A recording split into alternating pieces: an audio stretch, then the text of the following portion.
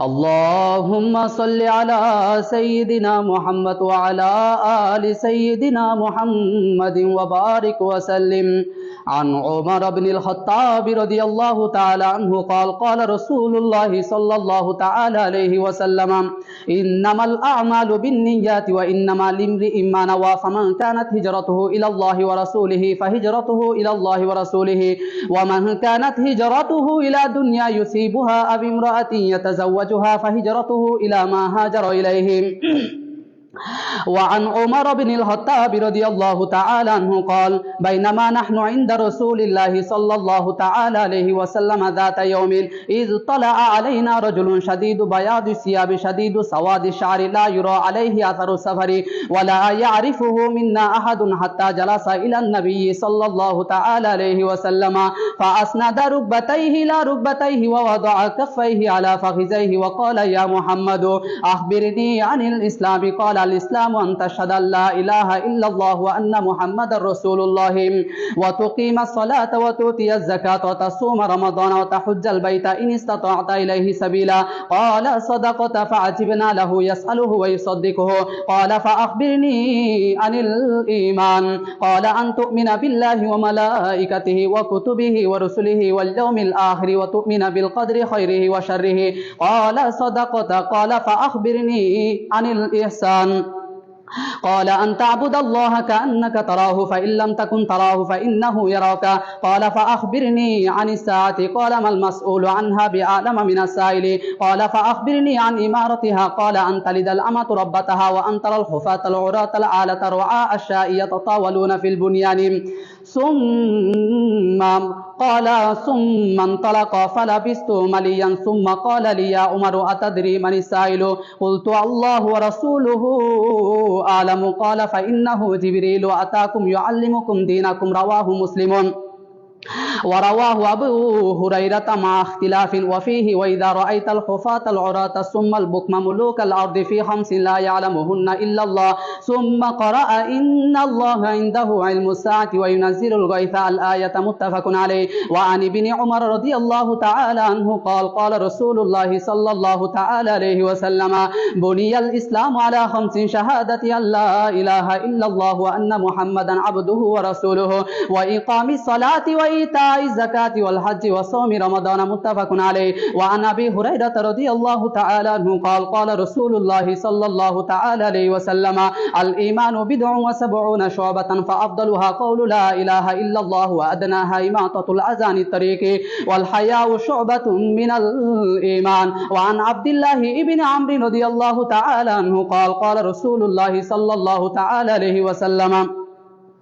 المسلم من سلم المسلمون من لسانه ويده والمهاجر من هجر ما نهى الله عنه. هذا لفظ البخاري. ولمسلم قال إن رجلا سأل النبي صلى الله تعالى عليه وسلم أي المسلمين خير؟ قال من سلم المسلمون من لسانه ويده. وعن أنس رضي الله تعالى عنه قال قال رسول الله صلى الله تعالى عليه وسلم لا يؤمن أحدكم حتى أكون أحب إليه من والده وولده والناس أجمعين. وعنه قال قال رسول الله صلى الله تعالى عليه وسلم 3 من كنا فيه وجد بهن حلاوة الإيمان من كان الله ورسوله أحب إليه مما سواهما ومن أحب عبدا لا يحبه إلا لله ومن يكره أن يعود في الكفر ومن أحب عبدا لا يحبه إلا لله ومن يكره أن يعود في الكفر بعد أن أنقذه الله منه كما يكره أن يلقى في النار. وعن العباس ابن عبد المطلب رضي الله تعالى عنه قال قال رسول الله صلى الله تعالى عليه وسلم ذاك طعم الإيمان من رضي بالله ربا وبالإسلام دينا وبمحمد رسولا. وعن أبي هريرة رضي الله تعالى عنه قال قال رسول الله صلى الله تعالى عليه وسلم لا يسمع بي أحد من هذه الأمة يهودي ولا نصراني ثم يموت ولم يؤمن بالذي إلا أرسلت به ثم يموت ولم يؤمن بالذي أرسلت به إلا كان من أصحاب النار. وعن أبي موسى الأشعري رضي الله تعالى عنه قال قال رسول الله صلى الله تعالى عليه وسلم ثلاثة لهم أجران رجل من أهل الكتاب آمن بنبيه وآمن بمحمد والعبد المملوك إذا أدى حق الله وحق مواليه ورجل كانت عنده أمة يطوها فأدبها فأحسن تأديبها وعلمها فأحسن تعليمها ثم أعتقها فتزوجها فله أجران. وعن ابن عمر رضي الله تعالى عنه قال قال رسول الله صلى الله تعالى عليه وسلم أمرت أن أقاتل الناس حتى يشهدوا أن لا إله إلا الله وأن محمد رسول الله ويقيموا الصلاة ويؤتوا الزكاة فإذا فعلوا ذلك عصموا مني دماءهم وأموالهم إلا بحق الإسلام وحسابهم على الله متفق عليه إلا أن مسلما لم يذكر إلا بحق الإسلام. وعن أنس رضي الله تعالى عنه قال قال رسول الله صلى الله تعالى عليه وسلم من صلى صلاتنا واستقبل قبلتنا وأكل ذبيحتنا فذلك المسلم الذي له ذمة الله وذمة رسوله فلا تغفر الله في ذمتهم. وعن أبي هريرة قال أتى أعرابي النبي صلى الله تعالى عليه وسلم فقال دلني على عمل إذا عملته دخلت الجنة قال تعبد الله ولا تشرك به شيئا وتقيم الصلاة المكتوبة وتؤدي الزكاة المفروضة وتصوم رمضان قال والذي نفسي بيده لا أزيد على هذا شيئا ولا أنقص منه. فلما ولى قال النبي صلى الله تعالى عليه وسلم من سره أن ينظر إلى رجل من أهل الجنة فلينظر إلى هذا. وعن سفيان بن عبد الله الثقفي رضي الله تعالى عنه قال قلت يا رسول الله قل لي في الإسلام قولا لا أسأل عنه أحدا بعدك وفي رواية غيرك قال قل آمنت بالله ثم استقم. وعن طلحة بن عبيد الله رضي الله تعالى عنه قال جاء رجل إلى رسول الله صلى الله تعالى عليه وسلم من أهل نجد سائر الرأس نسمع دوي صوته ولا نفقه ما يقول حتى دنا من رسول الله صلى الله تعالى عليه وسلم فإذا هو يسأل عن الإسلام فقال رسول الله صلى الله تعالى عليه وسلم 5 صلوات في اليوم والليلة فقال هل علي غيرهن فقال لا إلا أن تطوع فقال رسول الله صلى الله تعالى عليه وسلم وصيام شهر رمضان فقال هل علي غيره قال لا إلا أن تطوع قال وذكر له رسول الله صلى الله تعالى عليه وسلم الزكاة فقال هل علي غيرها فقال لا إلا أن تطوع قال فأدبر الرجل وهو يقول والله لا أزيد على هذا ولا أنقص منه.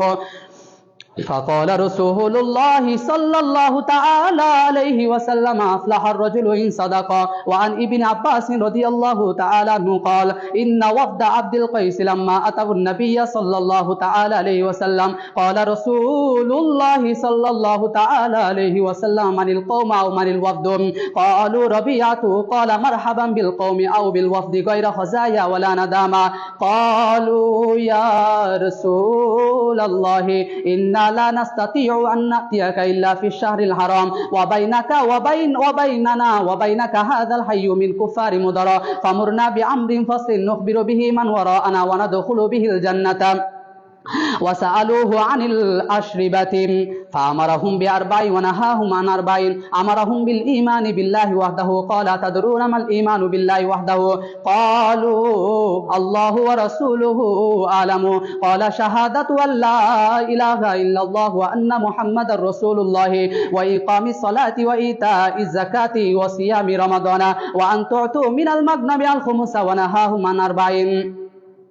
عن الحنتم والدباء والنكير والمزفة وقال احفظوهن واخبروا بهن من وراءكم. وعن عبادة ابن الصامت رضي الله تعالى عنه قال قال رسول الله صلى الله تعالى عليه وسلم وحوله عصابة من أصحابه بايعوني على ألا تشركوا بالله شيئا ولا تسرقوا ولا تزنوا ولا تقتلوا أولادكم ولا تأتوا ببهتان تفترونه بين أيديكم وأرجلكم ولا تعصوا في معروف فمن وفى منكم فأجره على الله ومن أصاب من ذلك شيئا فعوقب به في الدنيا فهو كفارة له ومن أصاب من ذلك شيئا ثم ستره الله عليه فهو إلى الله إن شاء عفى عنه وإن شاء عاقبه فبايعناه على ذلك متفق عليه. وعن أبي سعيد الخدري رضي الله تعالى عنه قال خرج رسول الله صلى الله تعالى عليه وسلم في أضحى أو فطر إلى المصلى فمر على النساء فقال يا معشر النساء تصدقنا فإني أريتكن أكثر أهل النار فقلنا وبما يا رسول الله قال تكسين اللعن وتكفرن العشيرة ما رأيت من ناقصات عقل ودين أذهب للب الرجل الحازم من إحداكن قلنا وما نقصان ديننا وعقلنا يا رسول الله قال أليس شهادة المرأة مثل نصف شهادة الرجل قلنا بلى قال فذلك من نقصان عقلها قال أليس إذا حاضت لم تصلي ولم تصم قلنا بلى قال فذلك من نقصان دينها. وعن أبي هريرة رضي الله تعالى عنه قال قال رسول الله صلى الله تعالى عليه وسلم قال الله تعالى كذبني ابن آدم ولم يكن له ذلك وشتمني ولم يكن له ذلك فأما تكذيبه إياي فقوله لن يعيدني كما بداني وليس أول الخلق بأهون علي من إعادتهم وأما شتمه إياي فقوله اتخذ الله ولدا وأنا الأحد الصمد الذي لم ألد ولم أولد ولم يكن له كفوا أحد. وفي رواية ابن عباس وأما شتمه إياي فقوله لي ولد وسبحاني أن أتخذ صاحبة أو ولدا. وعن أبي هريرة رضي الله تعالى عنه قال قال رسول الله صلى الله تعالى عليه وسلم قال الله تعالى يؤذيني ابن آدم يسب الدهر وأنا الدهر بيدي الأمر وقلب الليل والنهار. وعن أبي موسى الأشعري رضي الله تعالى عنه قال قال رسول الله صلى الله تعالى عليه وسلم ما أحد أصبر على أذى يسمعه من الله يدعون له الولد ثم يعافيهم ويرزقهم. وعن معاذ قال كنت ردف النبي صلى الله تعالى عليه وسلم على حمار ليس بيني وبينه إلا مؤخرة الرحل فقال يا معاذ هل تدري ما حق الله على عباده وما حق العباد على الله قلت الله ورسوله أعلم قال فإن حق الله على العباد أن يعبدوه ولا يشركوا به شيئا وحق العباد على الله ألا يعذب من لا يشرك به شيئا. قلت يا رسول الله أفلا أبشر به الناس قال لا تبشرهم فيتكلوا. وعن أنس أن النبي صلى الله تعالى عليه وسلم ومعاذ رديفه على الرحل قال يا معاذ قال لبيك يا رسول الله وسعديك قال يا معاذ قال لبيك يا رسول الله وسعديك قال يا معاذ قال لبيك يا رسول الله وسعديك ثلاثا قال ما من أحد يشهد أن لا إله إلا الله وأن محمد رسول الله صدقا من قلبه إلا حرمه الله على النار. قال يا رسول الله أفلا أخبر به الناس فيستبشروا قال إذا يتقلوا فأخبر بها معاذ عند موته تعسما. وعن أبي ذر رضي الله تعالى عنه قال أتيت النبي صلى الله تعالى عليه وسلم وعليه ثوب أبيض وهو نائم ثم أتيته وقد استيقظ فقال ما من عبد قال لا إله إلا الله ثم مات على ذلك إلا دخل الجنة. قلت وإن زنى وإن سرق قال وإن زنى وإن سرق قلت وإن زنى وإن سرق قال وإن زنى وإن سرق قلت وإن زنى وإن سرق قال وإن زنى وإن سرق على رغم أنف أبي ذر. وكان أبو ذر إذا حدث بهذا قال وإن رغم أنف أبي ذر. وعن عبادة بن الصامت رضي الله تعالى عنه قال قال رسول الله صلى الله تعالى عليه وسلم من شهد أن لا إله إلا الله وحده لا شريك له وأن محمدا عبده ورسوله وأن عيسى عبد الله ورسوله وابن أمته وكلمته ألقاها إلى مريم وروح منه والجنة والنار حق وأدخله الله الجنة على ما كان من العمل. وعن عمرو بن العاص قال أتيت النبي صلى الله تعالى عليه وسلم قلت أبسط يمينك فلأبايعك فبسط يمينه فقبضت يدي فقال ما لك يا عمرو قلت أردت أن أشترط قال تشترط ماذا قلت أن يغفر لي قال أما علمت يا عمرو أن الإسلام يهدم ما كان قبله وأن الهجرة تهدم ما كان قبلها وأن الحج يهدم ما كان قبلهم وعن معاذ قال قلت يا رسول الله أخبرني بعمل يدخلني الجنة ويبعدني من النار قال لقد سألت عن أمر عظيم وإنه ليسير على من يسره الله تعالى عليه تعبد الله ولا تشرك به شيئا وتقيم الصلاة وتؤتي الزكاة وتصوم رمضان وتحج البيت ثم قال لا أدلك على أبواب الخير الصوم جنة والصدقة تفتئ الخطيئة كما يفتئ الماء النار وصلاة الرجل في جوف الليل ثم لا تتجافى جنوبهم عن المضاجع حتى بلغ يعملون ثم قال ألا أدلك برأس الأمر وعموده وذروة سنامه قلت بلى يا رسول الله قال رأس الأمر الإسلام وعموده والصلاة وذروة سنامه الجهاد ثم قال لا أخبرك بملاك ذلك كلهم قلت بلى يا نبي الله فأخذ بلسانه فقال كف عليك هذا فقلت يا نبي الله وإنا لمؤاخذون بما نتكلم به قال سكلتك أمك يا معاذ وهل يكب الناس في النار على وجوههم أو على مناخرهم إلا حصائد ألسنتهم وعن أبي أمامة رضي الله تعالى عنه قال رسول الله صلى الله تعالى عليه وسلم من أحب لله وأبغض لله وأعطى لله ومنع لله فقد استكمل الإيمان ورواه الترمذي عن معاذ بن أنس مع تكذيب وتأخير وفيه فقد استكمل إيمانهم وعن أبي ذر رضي الله تعالى عنه قال رسول الله صلى الله تعالى عليه وسلم أفضل الأعمال الحب في الله والبغض في الله وعن أبي هريرة رضي الله تعالى عنه قال رسول الله صلى الله تعالى عليه وسلم المسلم من سلم المسلمون من لسانه ويده والمؤمن من أمنه الناس على دمائهم وأموالهم وزاد البيهقي في شعب الإيمان برواية فضالة والمجاهد من جاهد نفسه في طاعة الله والمهاجر من هجر الخطايا والذنوب وعن أنس قال قلما خطبنا رسول الله صلى الله تعالى عليه وسلم إلا قال لا إيمان لمن لا أمانة له ولا دين لمن لا عهد له وعن عبادة بن الصامت رضي الله تعالى عنه قال سمعت رسول الله صلى الله تعالى عليه وسلم يقول من شهد أن لا إله إلا الله وأن محمد رسول الله حرم الله عليه النار وعن عثمان رضي الله تعالى عنه قال رسول الله صلى الله تعالى عليه وسلم من مات وهو يعلم أنه لا إله إلا الله دخل الجنة وعن جابر رضي الله تعالى عنه قال رسول الله صلى الله تعالى عليه وسلم سنتان موجبتان قال رجل يا رسول الله ما الموجبتان قال من مات يشرك بالله شيئا دخل النار ومن مات لا يشرك بالله شيئا دخل الجنة وعن أبي هريرة رضي الله تعالى عنه قال كنا قعودا حول رسول الله صلى الله تعالى عليه وسلم ومعنا أبو بكر وعمر رضي الله تعالى عنهما في نفر فقام رسول الله صلى الله تعالى عليه وسلم من بين أظهرنا وأبطى علينا فخشينا أن يقتطع دوننا وفزعنا فكنت أول من فزع فخرجت أبتغي رسول الله صلى الله تعالى عليه وسلم حتى أتيت حائطا للأنصار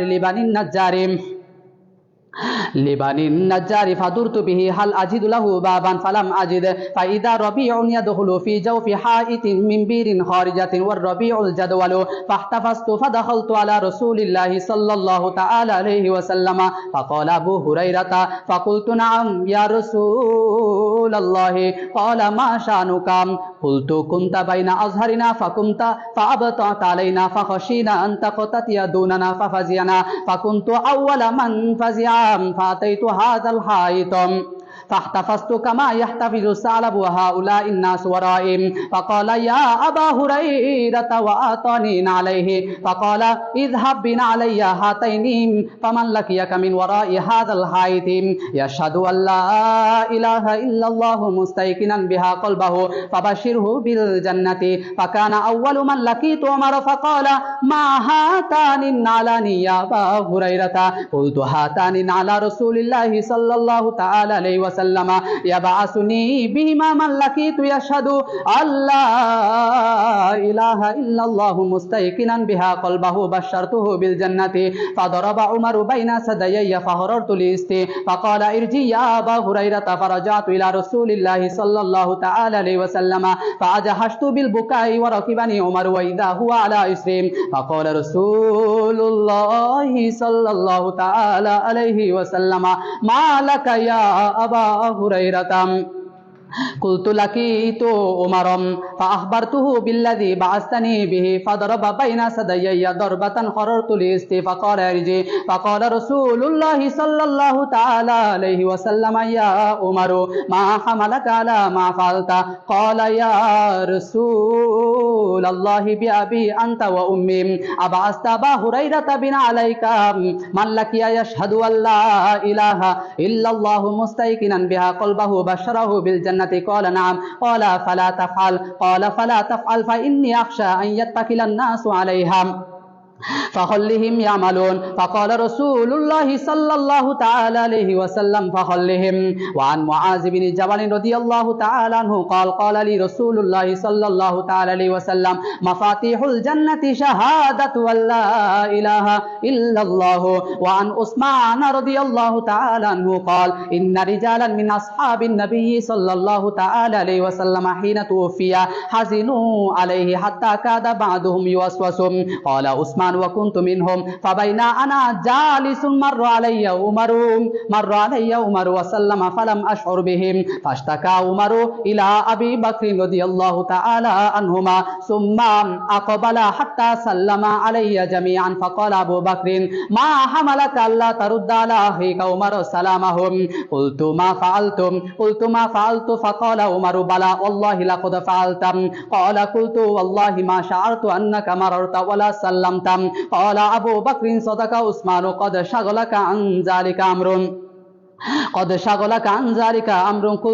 فقلت أجل قال ما هو قلت توفى الله تعالى نبيه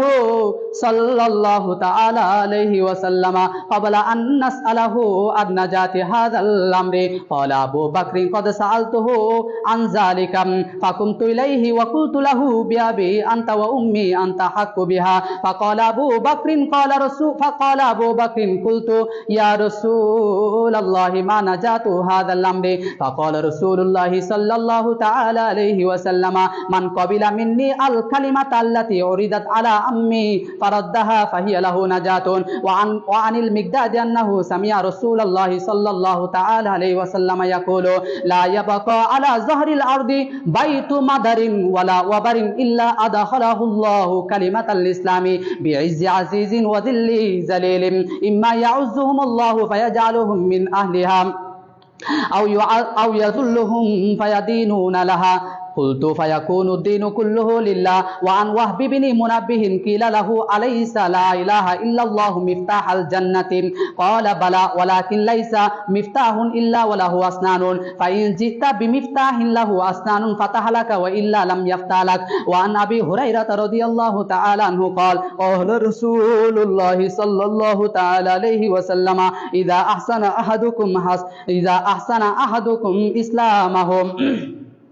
فكل حسنة يعملها تكتب له بعشر أمثالها إلى 700 ضعف وكل سيئة يعملها تكتب بمثلها حتى لقي الله وعن أبي أمامة أن رجلا سأل النبي صلى الله تعالى عليه وسلم ما الإيمان قال إذا سرتك حسنتك وساءتك سيئتك فأنت مؤمن قال يا رسول رسول الله فما الاسم قال إذا حاك في نفسك شيء فدعه وعن عمرو بن عبسة رضي الله تعالى عنه قال أتيت رسول الله صلى الله تعالى عليه وسلم فقلت يا رسول الله من معك على هذا الأمر قال حر وعبد قلت ما الإسلام قال طيب الكلام وإطعام الطعام قلت ما الإيمان قال الصبر والسماحة قال قلت أي الإسلام أفضل قال من سلم المسلمون من لسانه ويده قال قلت أي الإيمان أفضل قال خلق حسن قال قلت أي الصلاة أفضل قال طول القنوت قال قلت أي الهجرة أفضل قال أن تهجر ما كره ربك قال فقلت فأي الجهاد أفضل قال من عكر جواده وأهريق دمه قال قلت أي الساعة أفضل قال جوف الليل الآخر وعن معاذ بن جبل رضي الله تعالى عنه قال سمعت رسول الله صلى الله تعالى عليه وسلم يقول من لقي الله لا يشرك به شيئا ويصلي الخمس ويصوم رمضان غفر لهم قلت أفلا أبشرهم يا رسول الله قال دعهم يعملوا وعنه أنه سأل النبي صلى الله تعالى عليه وسلم عن أفضل الإيمان قال أن تحب لله وتبغض لله وتعمل لسانك في ذكر الله قال وماذا يا رسول الله قال وأن تحب للناس ما تحب لنفسك وتكره لهم ما تكره لنفسك باب الكبائر وعلامات النفاق وعن عبد الله بن مسعود رضي الله تعالى عنه قال رجل يا رسول الله أي الذنب أكبر عند الله قال أن تدعو لله ندا وهو خلقك قال ثم أي قال أن تقتل ولدك خشية أن يطعم معك